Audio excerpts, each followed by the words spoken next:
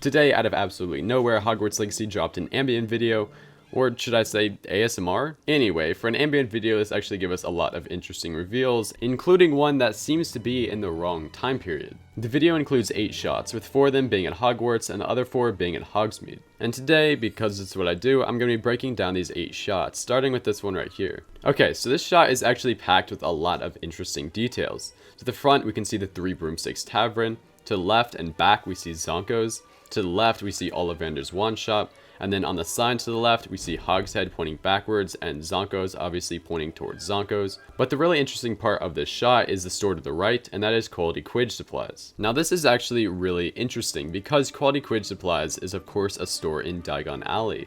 If they're building Diagon Alley, they'd have to add it even if they don't have Quidditch just because they have to keep up with canon. But here, adding it is a conscious choice. Instead of building something like a broom shop where you could go to buy your brooms and equipment for your brooms, instead they added a Quidditch shop. I actually believe that this is further evidence that Quidditch will be in the game. The Hogwarts shots are beautiful, but they don't really give us any new information, so for this video I'm going to be sticking to the Hogsmeade ones. Anyway, on to the next shot. Here we get another great look at Hogsmeade. To the left there seems to be some sort of like coffee shop or something like that, or maybe a tea shop because there's a teapot.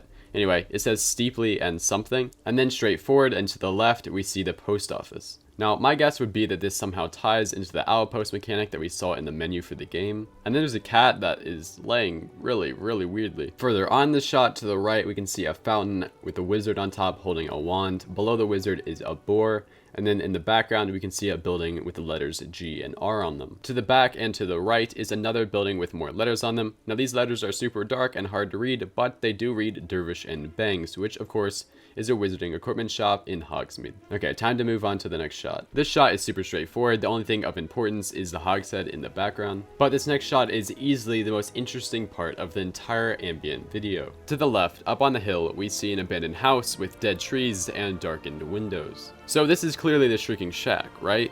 Well, actually wrong. The Shrieking Shack was built around 1971 to keep Lupin's transformation secret. So if this isn't the Shrieking Shack, what is it? To be honest, I just don't know. But here is my best guess. Nearly had the snake said that even the ghosts were too scared to go into the Shrieking Shack. We found out later that the Shrieking Shack wasn't actually haunted.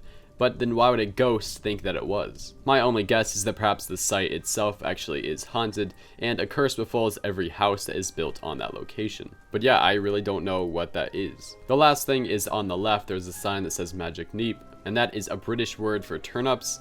I have no idea why there's a sign saying magic turnips, but there is. But that is it for today's video. I've made a Discord server focused on Bone Lab and Hogwarts Legacy, which are the 2 main games I make content on. So if you're interested in that, there'll be a link at the top of the description, and I'll see you guys in the next one.